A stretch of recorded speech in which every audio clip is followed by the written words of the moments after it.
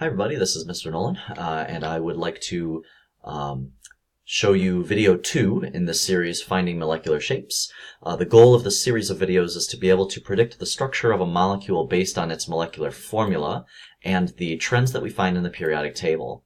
Now, if you are unfamiliar with this idea of periodic table trends, you need to go back to the previous video, which is found in the information section of this video, and watch that, because you can't understand how to build these molecules if you don't know anything about the periodic table. You can always memorize how many bonds a certain atom is going to form, but if you have the periodic table in front of you, it makes life a lot easier.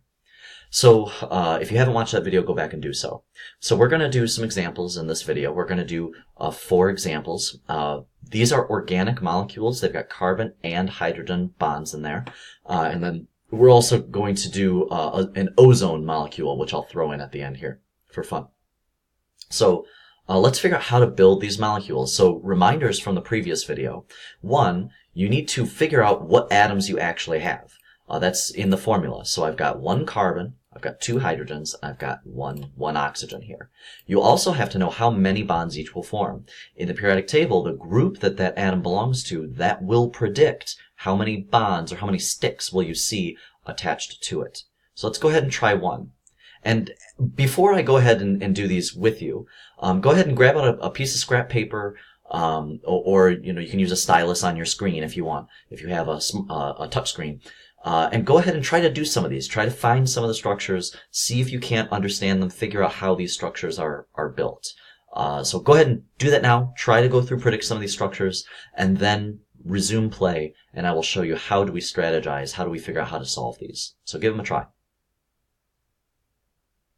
Okay, so hopefully you've paused and you've given these a try. I'm going to go through and I'm going to show you kind of my strategy, what I would use for solving these practice problems. So what I would do while going through these is to keep in mind a few things. One thing is that carbon forms 4 bonds, and because it forms 4 bonds, it will tend to kind of be in the middle of the molecule, almost like the center of a flower. So hydrogens, though, are the opposite. Hydrogens can only form a single bond, and so usually, always, hydrogens are found around the outside of the molecule, kind of like the petals of a flower. So hydrogen is like petals of a flower. They're sort of arrayed on the outside of the molecule, and carbon is kind of like the center, the eye of the flower, where where the middle is. So that's where everything kind of radiates out from.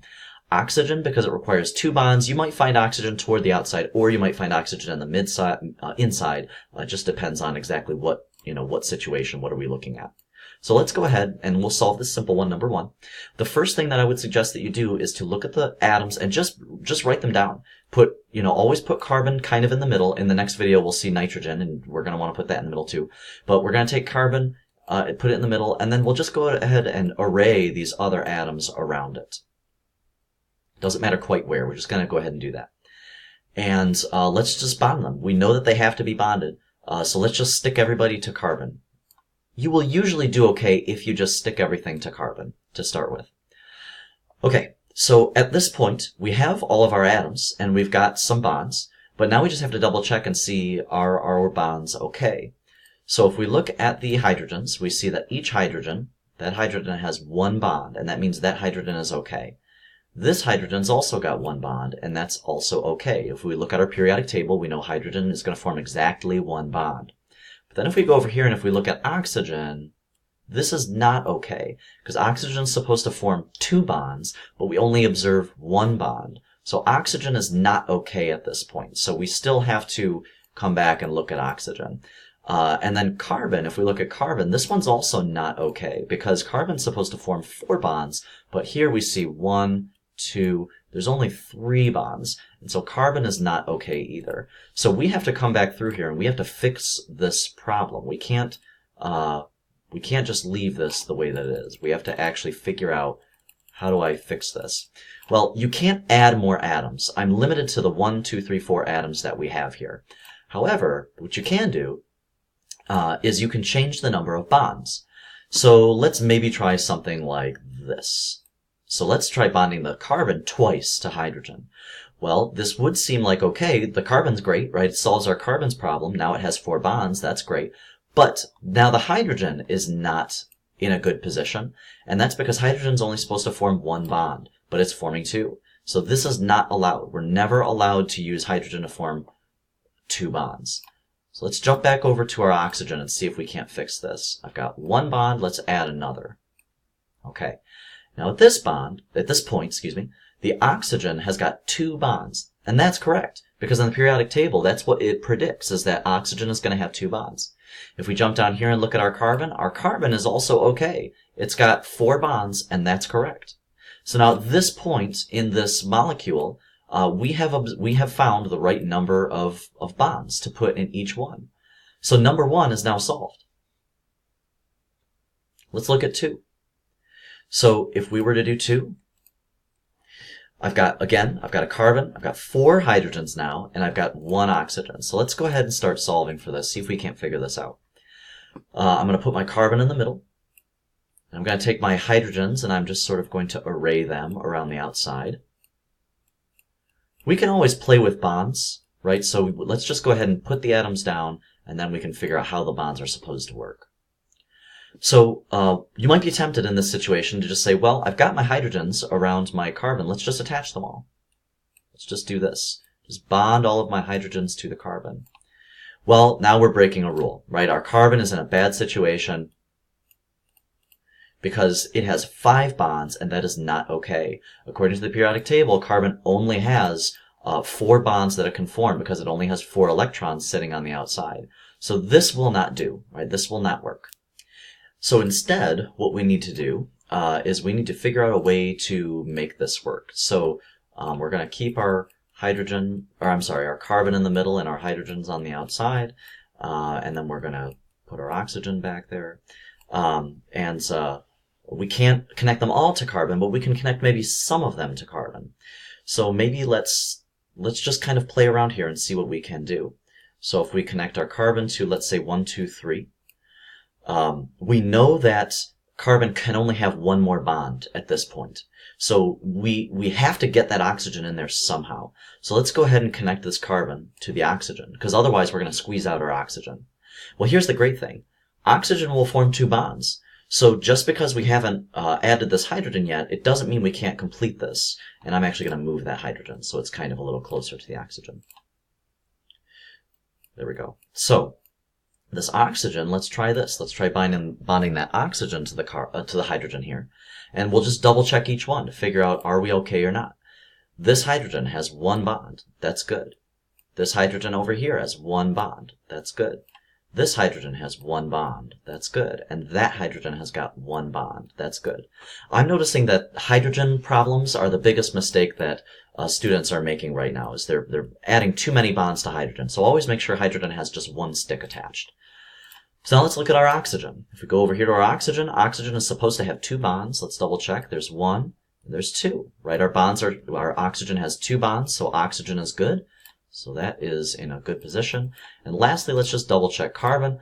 Carbon is supposed to have 4 bonds, and it's got 1, 2, 3, 4 bonds, right? So our carbon is also in a good position. So this is sort of ugly. Let me clean it up a little so it looks a little better. Okay, there we go. So that's kind of cleaned up a little bit, so I like the way that looks. There's our carbon, our hydrogens, our oxygen. This is called methanol. This can be used for sterilizing and things like that. It's related to ethanol that we'll be burning in the lab. So let's do this next one. There's 2 possibilities here, and I'm sort of going to run through them really quickly.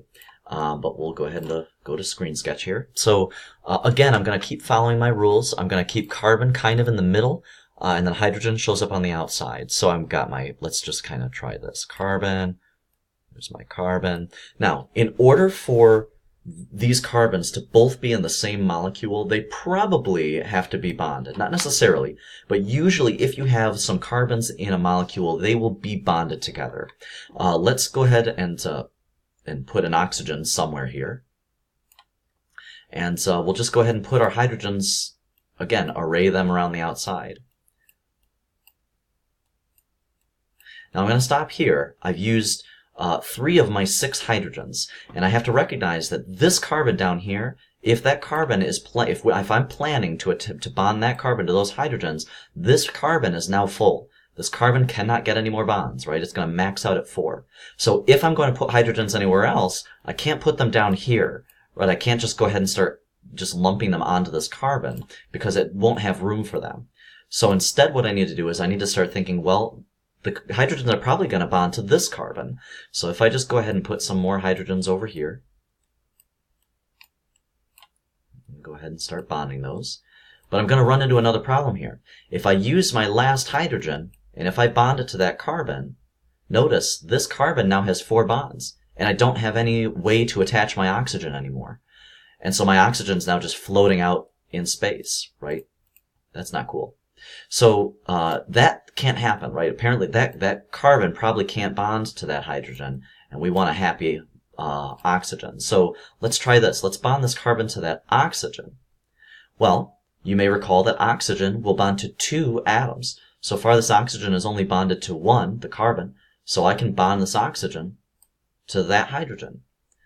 And so if we double check all of our molecules, or our atoms, this hydrogen has 1 bond, that's good. That hydrogen, good.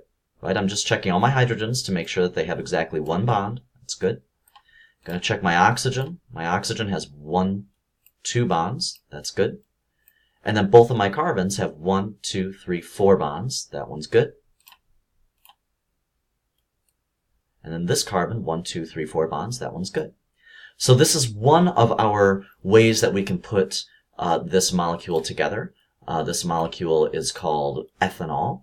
So we've got these 2 carbons in the middle. We've got this oxygen, all these hydrogens. So this is an ethanol molecule. This is one example of the possibilities. I'm going to draw one more over here.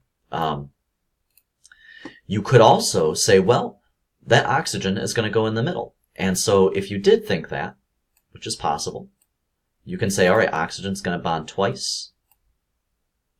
There's my carbons. I've got 6 hydrogens, so I'm just going to go ahead and put my hydrogens around the outside. You should recognize that you can't bond hydrogens anything else to that oxygen, because oxygen will, under most circumstances, only form 2 bonds.